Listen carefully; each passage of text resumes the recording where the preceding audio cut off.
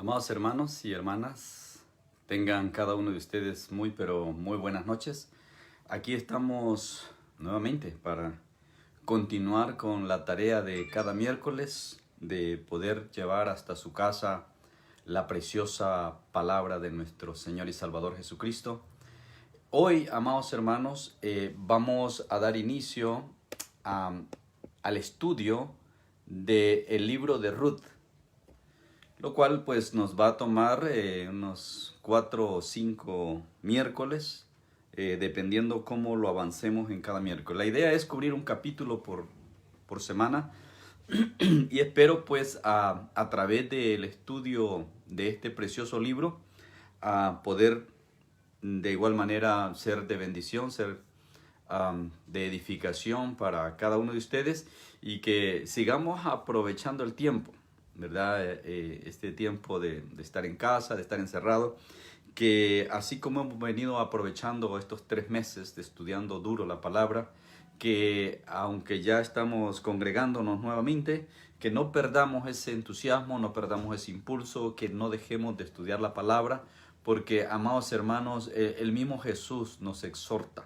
¿verdad?, a que meditemos en la palabra, porque ahí encontramos vida eterna, ¿no? Entonces, no se olvide que la palabra de Dios, pues, es el manual de nuestra vida. Nosotros que profesamos ser cristianos, pues, tenemos que conocerla para poder vivirla. Y es a través de la palabra que vamos a encontrar la santa y buena voluntad de nuestro Señor. ¿Ok? Entonces, vamos a dar inicio hoy. Vamos a tratar de cubrir el capítulo 1.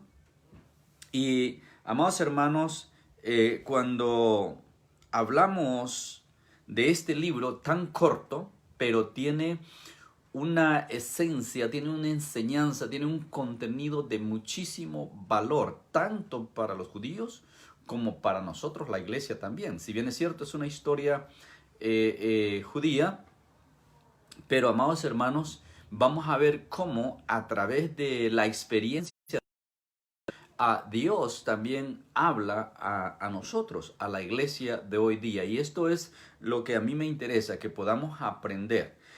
Hoy estamos viviendo un tiempo bastante difícil, mero complicado, mucha gente confundida, mucha gente asustada, mucha gente que realmente no sabe para dónde correr. Bueno, la situación que vivió esta joven Ruth es de mucha importancia para nosotros hoy día, que entendamos el mensaje que contienen estos 4 capítulos, que podamos nosotros absorber lo más posible y traerlo a nuestra relación personal con Dios, para que podamos nosotros así ser bendecidos y ser edificados. Bienvenida a los hermanos que ya están conectados. Hermano Serpa, bienvenido. Hermana Sara, me da gusto que estés con nosotros desde temprano. Bendito sea el Señor. Marta Martínez, qué bueno, ¿verdad? Dios nos ama y Dios se deleita, ¿no?, cuando nosotros disponemos el tiempo para gozarnos, pero también para nutrirnos en la palabra del Señor. Muy bien, entonces sean todos bienvenidos y por favor abra su Biblia en el libro de Ruth. Vamos a estar meditando en el capítulo 1, pero antes de entrar, así como lo hicimos con las cartas, usted se recuerda cuando estudiamos las cartas a las 7 iglesias, bueno, vamos a tomar algunos datos generales que nos van a servir a lo largo de estos estudios del libro de Ruth. Veamos en primer lugar que Ruth proviene o es descendiente directa de Lot. O sea, yo no sé si usted lo sabía, pero vamos a empezar ubicando de dónde viene Ruth, quién es Ruth, para que entonces podamos entender mejor el desarrollo de todo el libro. Amén. Entonces, Ruth, si usted se va al libro de Génesis, en el capítulo 19, usted va a darse cuenta de que realmente Ruth tiene una conexión directa con Lot. ¿Okay? Para los que no saben quién era Lot, Lot era el sobrino de Abraham, sobrino que Abraham se llevó cuando salió de su tierra en busca o siguiendo las instrucciones de Dios hacia la tierra que Dios le dijo que le iba a dar, ¿no? Entonces, en el capítulo 19, leemos en el verso 30 y ¿qué? 36 me parece. A ver. Sí, en el verso 36, 19:36 de Génesis leemos. Dice, y las dos hijas de Lot concibieron de su padre. O sea, si usted lee anteriormente está la historia que le dieron, lo emborracharon y se acostaron con él. Pero el punto que me interesa es que las dos quedaron embarazadas de su papá. O sea, de Lot. Sí, las dos hijas de Lot concibieron de su padre. Y luego dice el verso 37. Y dio a luz la mayor un hijo y llamó su nombre Moab. ¿Okay? Moab, el cual es padre de los moabitas hasta hoy. ¿Okay? Ahora, ¿cuál es la importancia de esto? Ruth era moabita. ¿Okay? Entonces, Ruth la moabita es como se conoce en la historia, se conoce en la Biblia. Ruth la moabita. Entonces, era de la descendencia directa de Lot. Luego dice la otra hija, él dice el verso 38, también dio a luz un hijo y llamó su nombre Ben-Amí, el cual es padre de los amonitas. Ahora, es interesante, ¿okay? Que estas dos líneas componen la descendencia de Lot. Entonces, usted se recuerda los moabitas y los amonitas ocupaban el territorio cuando el pueblo de Israel está caminando hacia la tierra prometida. Se encuentran con estos dos pueblos. Ahora, estos dos pueblos son descendientes de Lot. Entonces usted se recuerda que en un momento Abraham le dice a Lot, bueno, no podemos seguir juntos, son muchas tus riquezas, son muchas las mías, mucha gente que tú traes, muchos animales, entonces para que no haya conflicto, tú escoges para dónde irte y yo me voy a ir al lado opuesto, ¿no? Le hace la historia de Abraham. Entonces Lot dice que cuando vio las llanuras del Jordán, se aventó por lo que lucía mejor, se fue y sabemos la historia, fue a parar a Sodoma, que más tarde pues un ángel lo tiene que rescatar, ¿no? Pero lo que nos interesa ahora es estos dos pueblos, Moab y Amón. Los amonitas y los moabitas son los dos pueblos que resistieron a Israel, que no apoyaron a Israel, siendo codescendientes, ya que venían de la descendencia de Lot, no les ayudaron en el momento que ellos estaban caminando rumbo a la tierra prometida. Y de esto ellos reciben una maldición, vamos a decir, una maldición directamente de Dios por el hecho de impedir o bloquear el paso del pueblo de Dios rumbo a la tierra prometida. Si se va, estamos en Génesis, si se va más adelantito al libro de Deuteronomio, en Deuteronomio encontramos en el capítulo 23, donde literalmente vemos que Dios da una sentencia para este pueblo, o para estos dos pueblos, porque incluye a los dos. Capítulo 23. Mire lo que dice el verso 3. Esa es una prohibición directa de parte de Dios. Dice, no entrará amonita ni moabita. ¿Okay? Ahora, en este momento usted dirá, bueno, entonces, ¿cómo es que Ruth entró?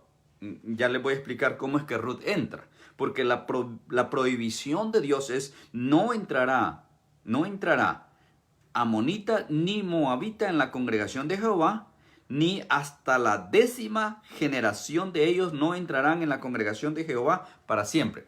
Ahora, este dato, hasta la 10ª generación, es la que libra a Ruth. ¿Okay? Entonces, vamos a ver si usted le gusta, yo sé que a la mayoría no le gusta esto de las genealogías, de las descendencias, pero si están en la Biblia es porque tienen una información de vital importancia para nosotros. Entonces, si usted estudia la genealogía, usted va a encontrar que desde Adán hasta Noé hubieron 10 generaciones. De Noé hasta Abraham hubieron otras 10 generaciones.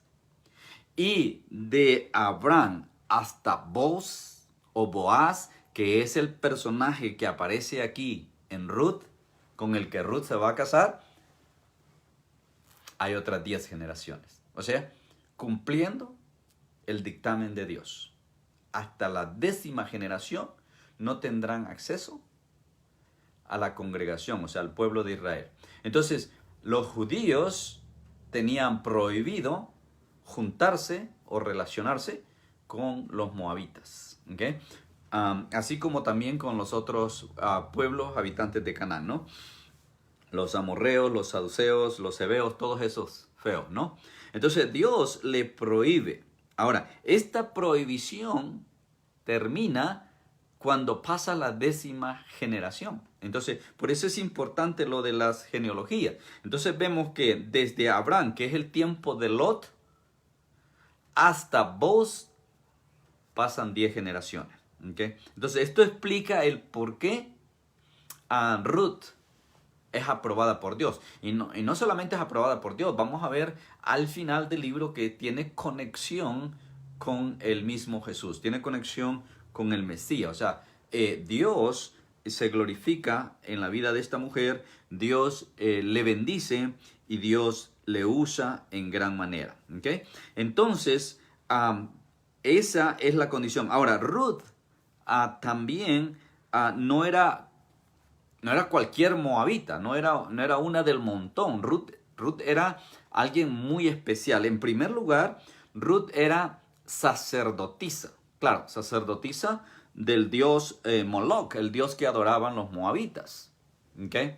Entonces, cuando la descendencia de Lot se aparta de Abraham, Abraham lleva su descendencia a la presencia y a la adoración de Jehová su Dios, mientras que la descendencia de Lot se aparta y se encamina a la adoración a este Dios. ¿Quién era Moloch? Este Moloch era un Dios cuya estatua la tenían con el vientre o con el estómago abierto, y allí había una especie de hoguera, o sea, un fuego prendido donde la gente que adoraba a Moloch venía y traía los sacrificios, incluyendo niños. O sea, cuando sacrificaban niños, venían y los depositaban en la estatua, en ese vientre con fuego, y así de esa manera le ofrecían sacrificio a Moloch. Entonces Ruth era sacerdotisa. ¿Okay? Entonces ella tenía un papel importantísimo. Además, ahora esto no está en la Biblia, pero esto está en los historiales del pueblo de Israel, en las historias judías, o sea, en otros escritos que los judíos tienen, ¿no? Entonces, en base a eso se sabe de que ella era una sacerdotisa de Moloch, pero también se cree que era hija del rey de Moab en el tiempo de la historia, ¿no? En el tiempo que esto sucede, se cree, según la historia que conoce Israel, que era hija del rey de Moab. O sea, no era cualquiera. Entonces, por ese lado, identificando a Ruth. Pero vamos a ver cuando entremos de lleno al capítulo 1, también que Noemí y su esposo tampoco eran cualquier persona. Tenían renombre, ¿verdad? Dentro del pueblo judío. ¿Okay?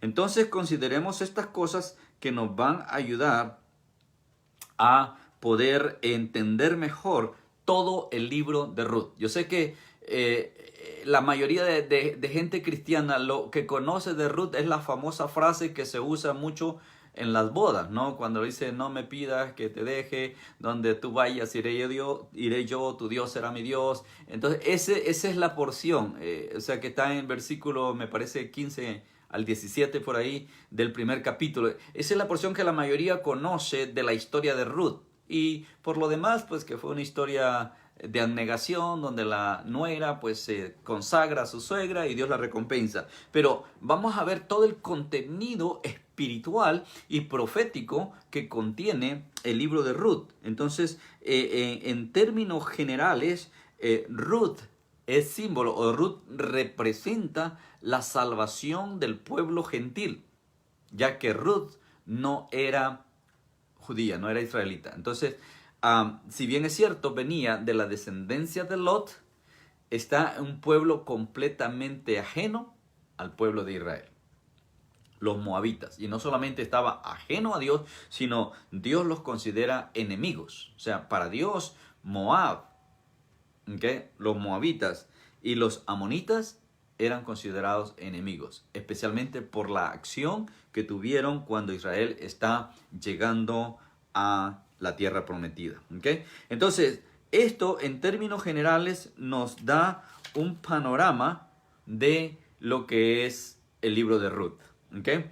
Ahora, otros datos que nos van a servir, amados hermanos, que los vamos a ver de una vez, para que usted, si quiere, lo anote y lo tenga como referencia para cuando ya estemos en el texto, es que Belén, la ciudad de Belén, es la misma ciudad donde nació Jesús. Esta ciudad de Belén que aparece aquí es la misma Belén de Judá donde nace Jesús, la misma ciudad conocida como Efrata. Y lo que Belén significa es casa de pan. Entonces, tome nota de eso porque conforme vayamos avanzando en el texto, esto nos va a servir de gran, pero gran referencia, ¿no? Belén, Efrata, casa de pan. Y justo la misma ciudad donde nace Jesús siglos más tarde, después de Ruth. ¿Ok? Ruth, el nombre de Ruth. El nombre de Ruth significa la compañera fiel. ¿Okay? Ese es el significado judío para el nombre de Ruth, la compañera fiel. Y vaya que lo demostró esta mujer, demostró por qué se llamaba Ruth, ¿verdad? Es interesante. Ahora, Boaz o Boaz, el nombre de este judío, significa dador de descanso. ¿Okay? Es interesante, dador de descanso. Y Dios lo va a usar para efectivamente dar descanso, dar paz y dar redención, no solamente a su cuñada, sino también a Ruth. ¿Okay? Elimelech es el suegro de Ruth, o sea, el esposo de Noemí, un hombre adinerado, un hombre sobresaliente en su tiempo. De hecho, la razón por la que Elimelech decide salir es porque hay una hambruna fuerte en Belén.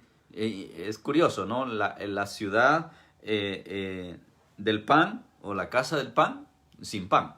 Entonces, todo mundo recurría a este hombre para ayuda. O sea, él era como el salvador, ¿no?, de todo el pueblo.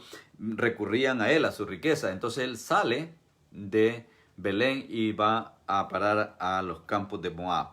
Bien, Elimelech significa Dios es mi rey. Mire, Dios es mi rey. Eso significa Elimelech, que es el esposo de Noemí, o sea, el que era el suegro de Ruth. ¿Okay? Noemí significa mujer dulce, o sea, dulzura. Ese es el nombre de Noemí. Y vamos a ver en el texto, cuando entremos al texto, que llega un momento donde ella dice, no, ya no me llamen Noemí, llámenme Mara. Porque Noemí significa dulzura, pero Mara significa amargura. ¿Okay? Entonces, ella dice, no soy digna de que me llamen dulzura, llámenme amargura. Entonces, claro, cuando entremos al texto vamos a ahondar un poco más en eso. Ahora, los dos hijos, y esto es curioso, mire, los dos hijos de Noemí, o sea, que uno de ellos era el esposo de Ruth, uno se llamaba Malón, que significa enfermedad, y el otro se llamaba Kelión, que significa destrucción. O sea, Enfermedad y destrucción eran los hijos de la dulzura. No hace rima, no se ve ninguna relación, pero Elimelech, que significa Dios es mi rey, tenía a estos dos por hijos, a la enfermedad y la destrucción, pero tenía como esposa la dulzura. Entonces, esto, amados hermanos, nos genera un marco de referencia para entonces ir al texto. Entonces, vamos a ir al texto, ahora sí, en el capítulo 1, y vamos a empezar con los primeros dos versos. Vamos a dar lectura a los primeros dos versos. Ruth, capítulo 1. Bienvenidos a los que se acaban de conectar. Hermana Gladys, hermana Lupita, qué bueno que están con nosotros. Capítulo 1, verso 1 y 2. Dice a la letra de la siguiente manera. Aconteció en los días que gobernaban los jueces que hubo hambre en la tierra. Un varón de Belén, de Judá, fue a morar a los campos de Moab, él y su mujer y 2 hijos suyos. El nombre de aquel varón, Elimelech. Ya dijimos que significa Dios es mi rey, ¿verdad? Elimelech, Dios es mi rey.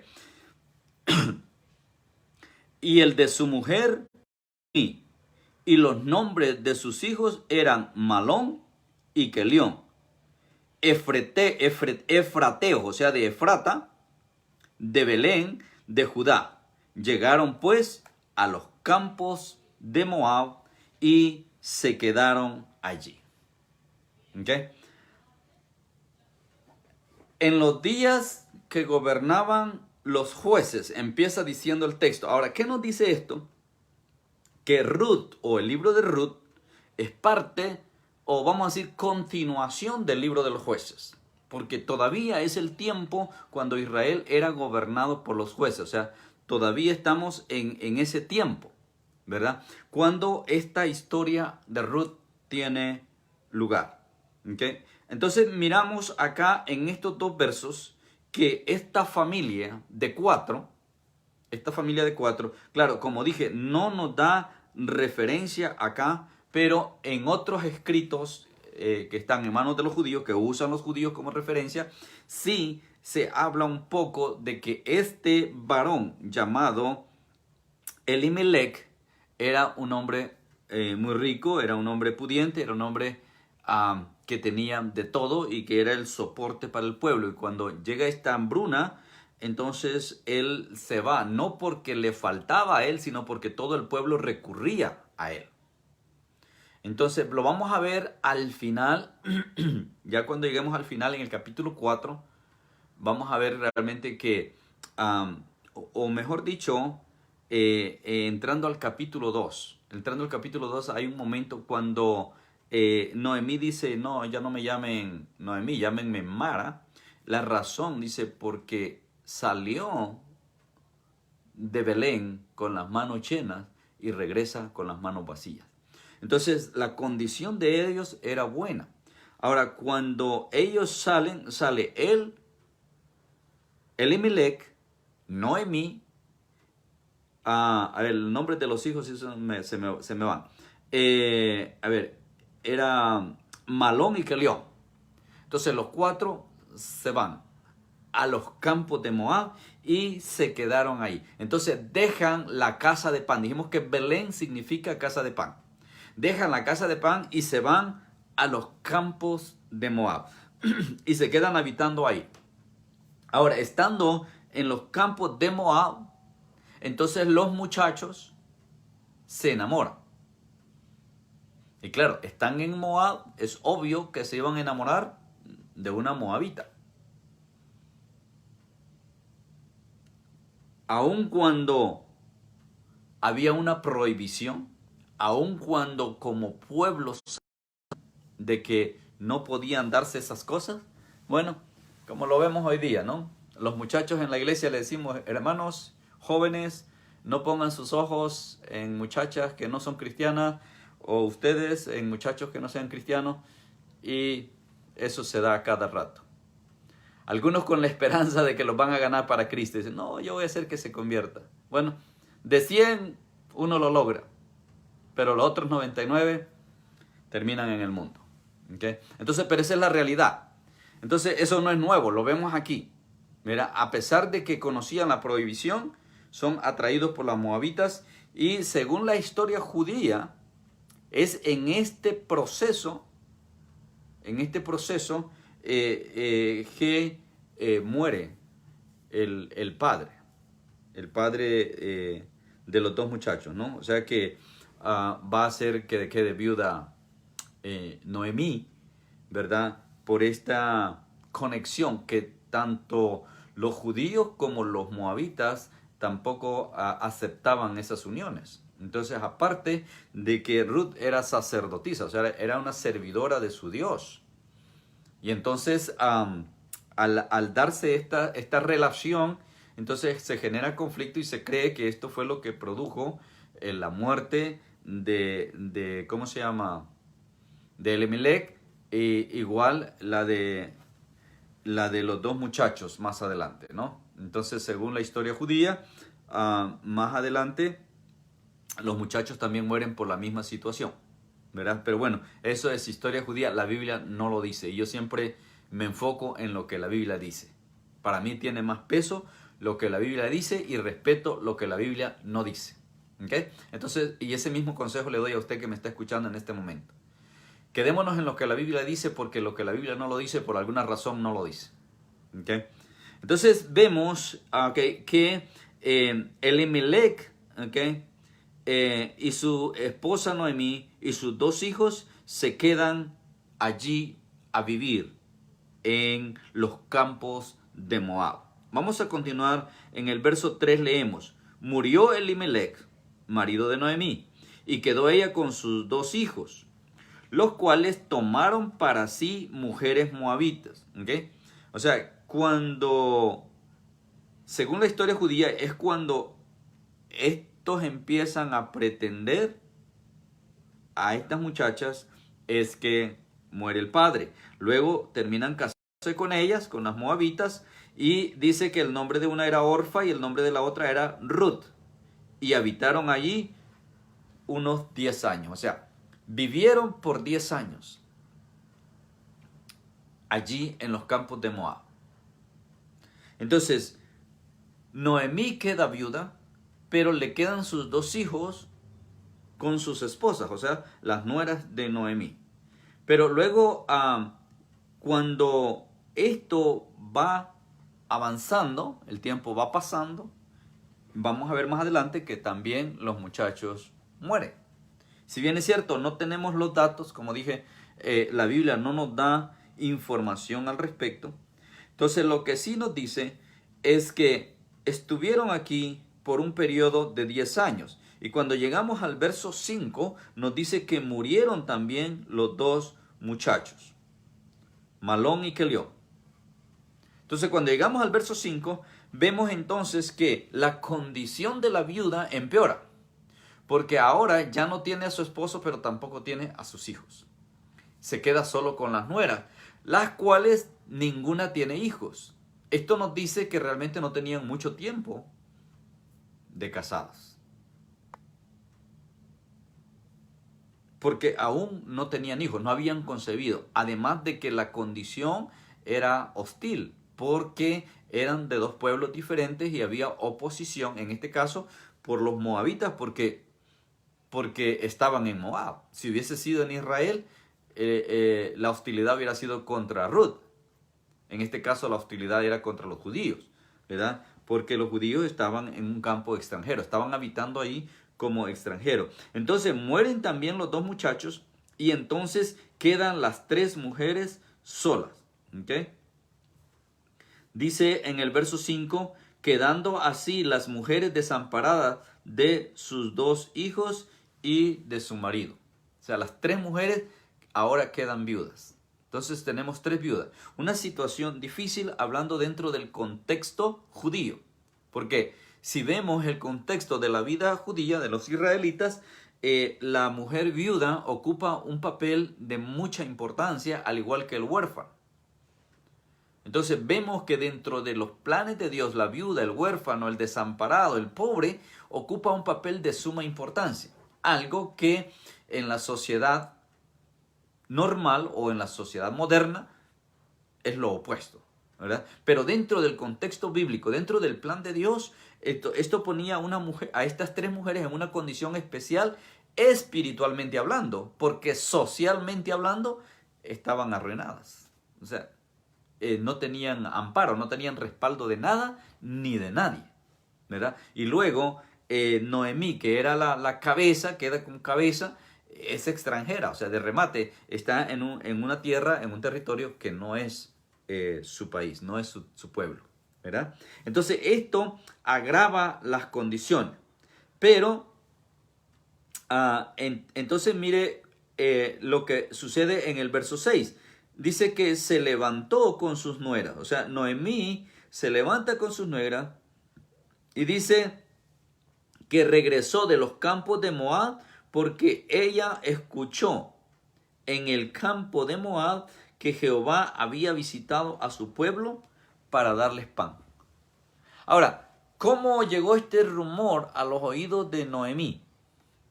Igual, la Biblia no lo dice. Lo que sí dice la Biblia es que Noemí de alguna manera escuchó que Dios había visitado a Belén y que en Belén había pan en abundancia. Claro, en la casa del pan estaba llena de pan.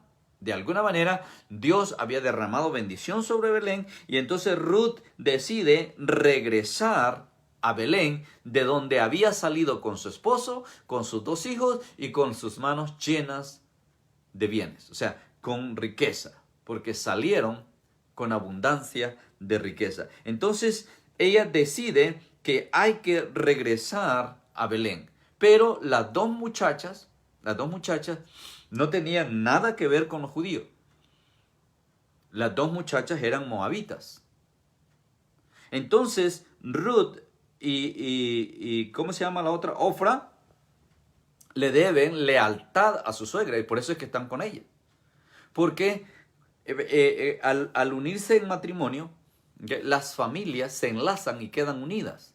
Entonces yo sé que en estos tiempos a las suegras no se les quiere mucho y algunas con justa razón, ¿verdad? Porque se meten en el matrimonio.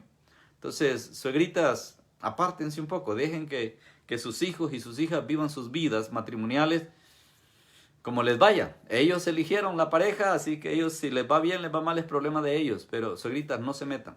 ¿Okay?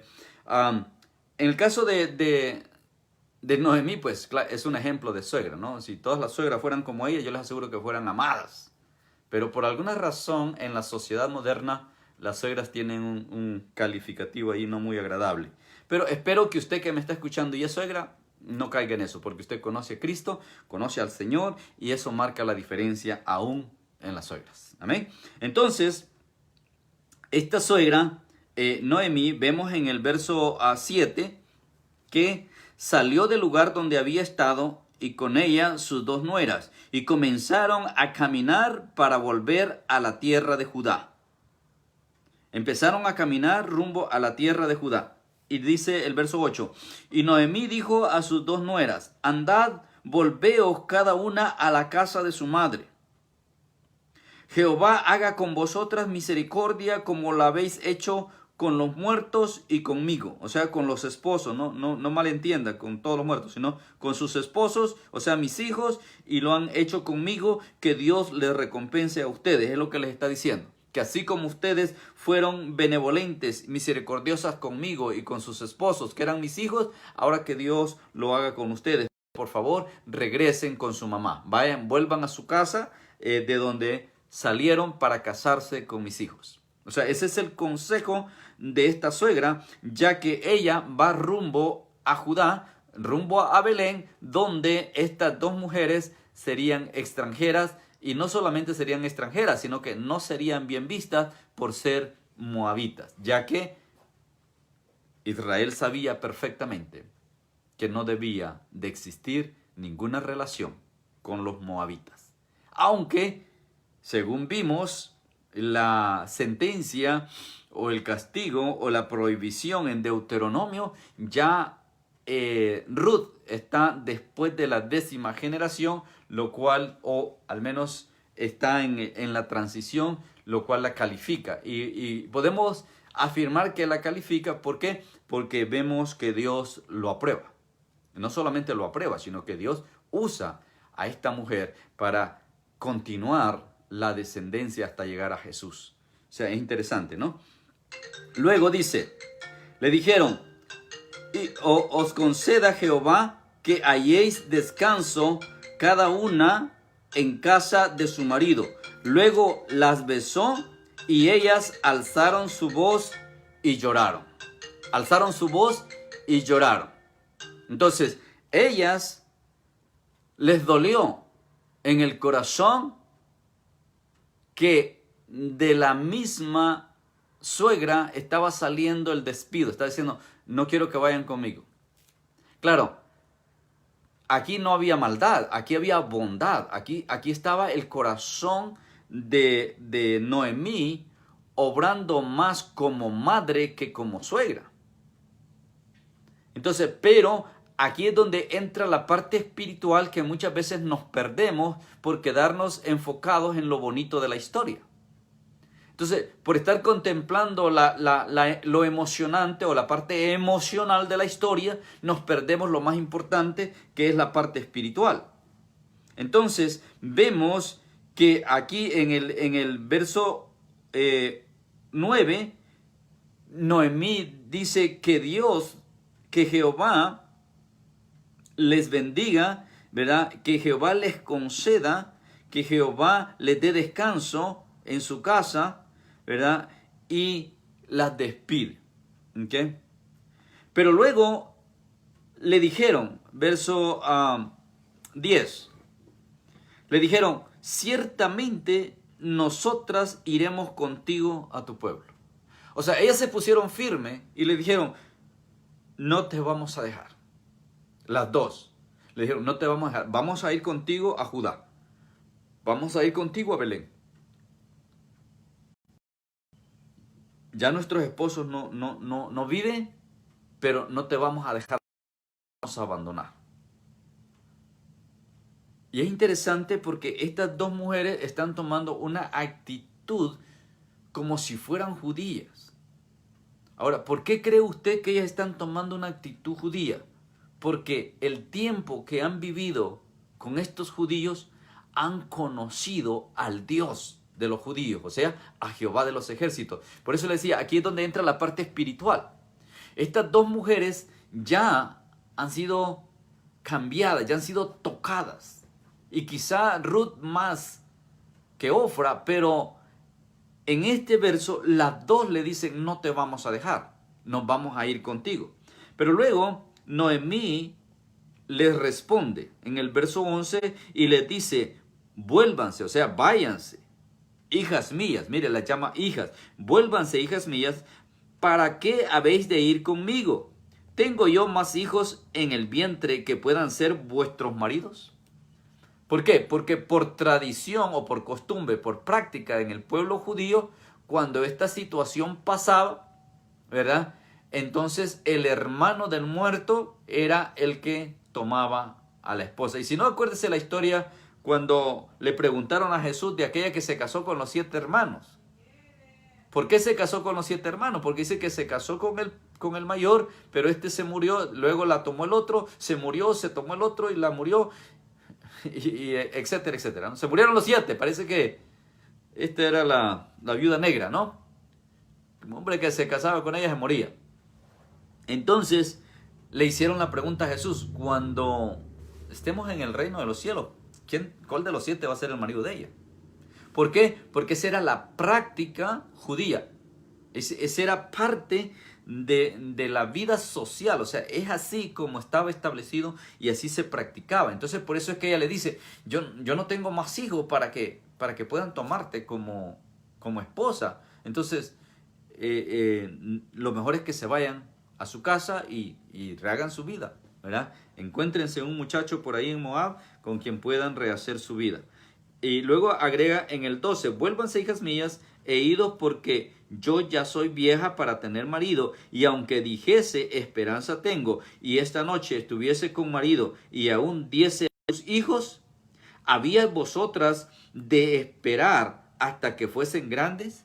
¿Habías de quedaros sin casar por amor a ellos? No, hijas mías, que mayor amargura tengo yo que vosotras, pues la mano de Jehová ha salido contra mí. Entonces dice, así yo me casara en este mismo momento y tuviera hijos, no van a esperar hasta que estos niños se hagan hombres para que las tomen como esposas. Entonces dice, no, la amargura que yo traigo es más grande que la de ustedes, porque perdí a mi esposo y a mis hijos. Ustedes solamente han perdido a su esposo y están jóvenes, yo ya estoy vieja. Entonces, esa es la condición de Noemí. Ahora, esto permite que Ofra opte por irse. O sea, cuando Noemí hace esta declaración, cuando Noemí pone esta explicación, entonces Ofra va a optar por irse, ¿no? Dice el verso 14, ellas alzaron otra vez su voz y lloraron. Y Ofra besó a su suegra, mas Ruth se quedó con ella. Entonces, dice el verso 14, que después de esto, otra vez alzaron su voz, otra vez lloraron al escuchar a su suegra, que les pedía que la dejaran sola. Entonces, Ofra obedeció, le dio el beso de despedida y se fue. Pero Ruth no se apartó. Acuérdense, Ruth significa compañera fiel. O sea, Ruth significa aquella que va a permanecer fiel hasta el final.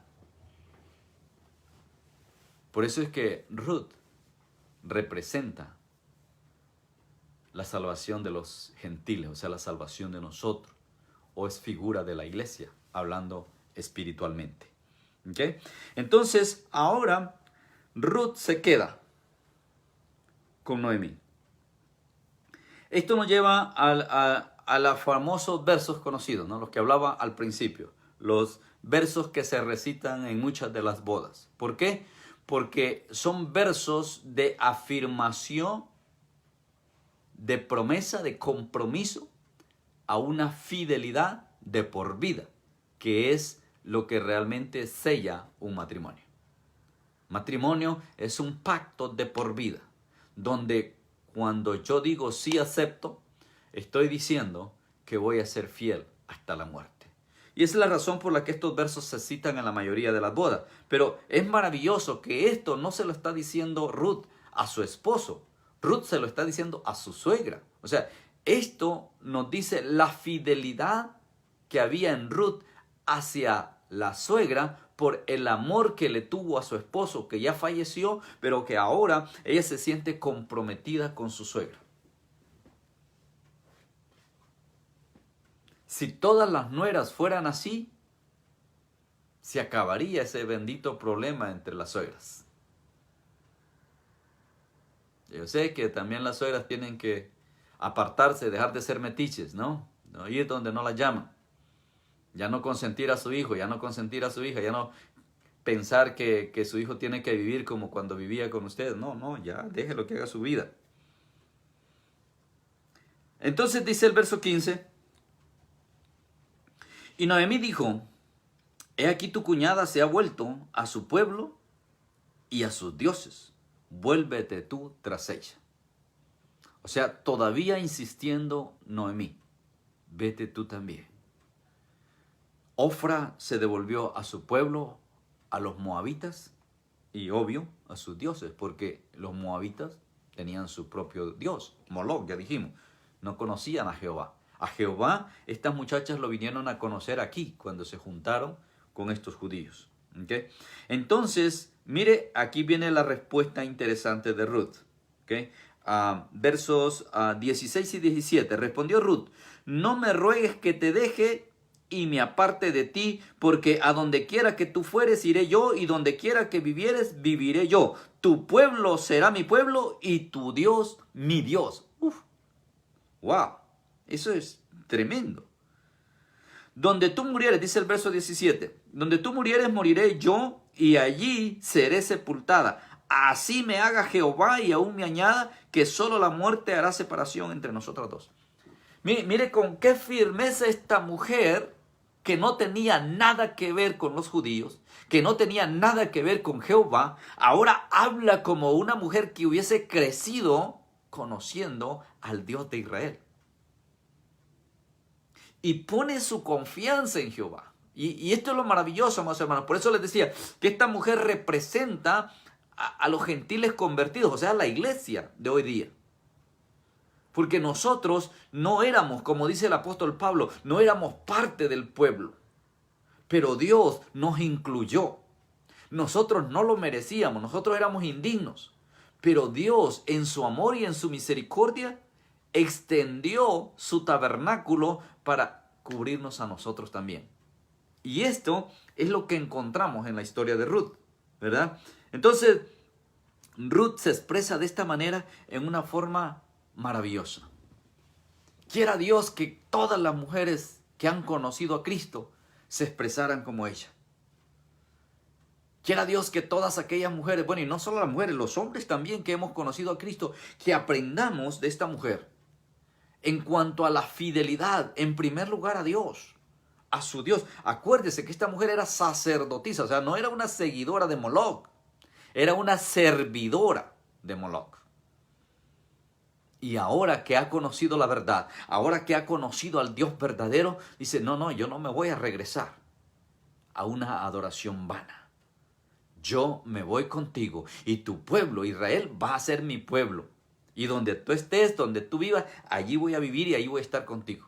Donde tú mueras, allí voy a morir y allí donde te entierren, allí que me entierren a mí.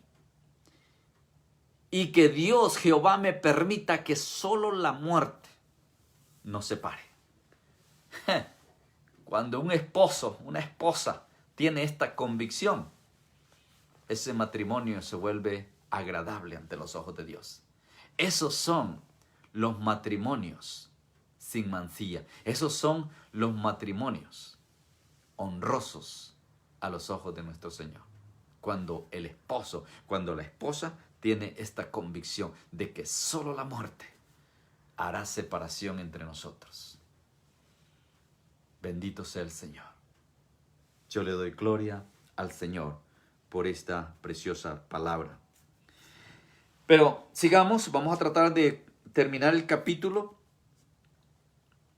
Entonces miramos aquí, en estos versos, hasta el verso 17, que Ruth, como dije hace un momento, representa al pueblo gentil, representa a la iglesia, podríamos decir, porque la iglesia somos gentiles. O sea, la iglesia de Cristo está compuesta por gentiles. Si bien es cierto, la iglesia comienza con judíos, ¿okay? Pero está escrito que los judíos desecharon a Jesús, no lo recibieron.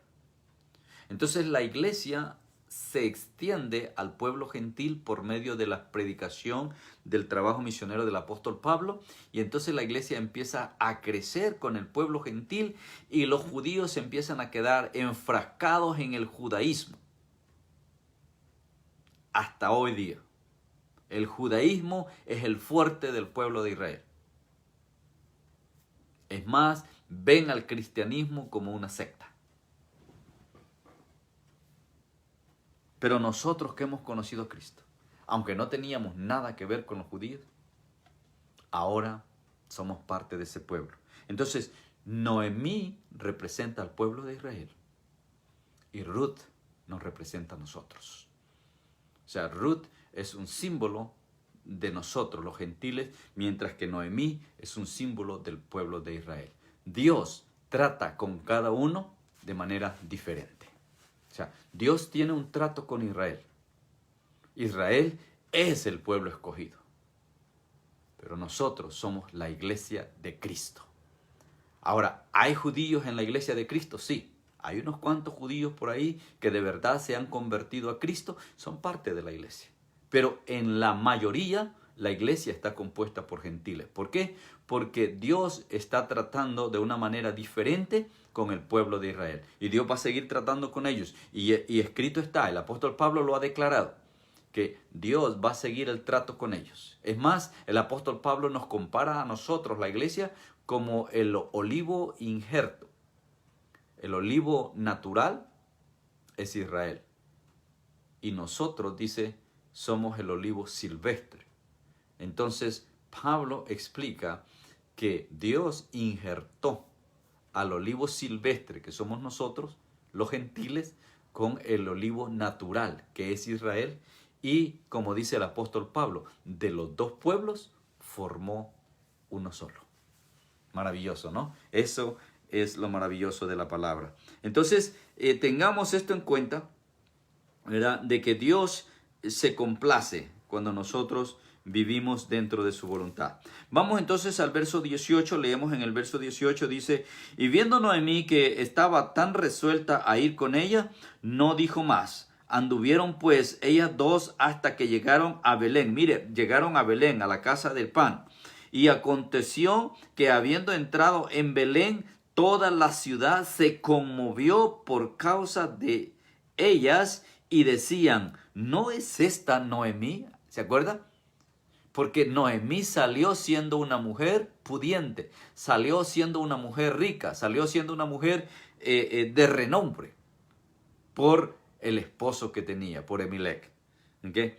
Y ella le respondía, no me llaméis Noemí, sino llamadme Mara, porque en gran amargura me ha puesto el Todopoderoso. Entonces, esto es lo que decíamos al principio, ¿no? Noemí ahora regresa derrotada, destrozada, con las manos vacías, sin nada, y con una muchacha a quien tenía la responsabilidad de cuidar, ayudar y mantener. Claro, ella siendo mayor, pues la joven tenía que tomar esa responsabilidad. Pero como persona mayor, ella tenía la responsabilidad, o sea, era la cabeza en ese momento. Entonces, en esa condición regresa Noemí a Belén. Salió con abundancia y regresó sin nada. ¿Okay? Entonces, pero mire cómo es que la gente la conocía.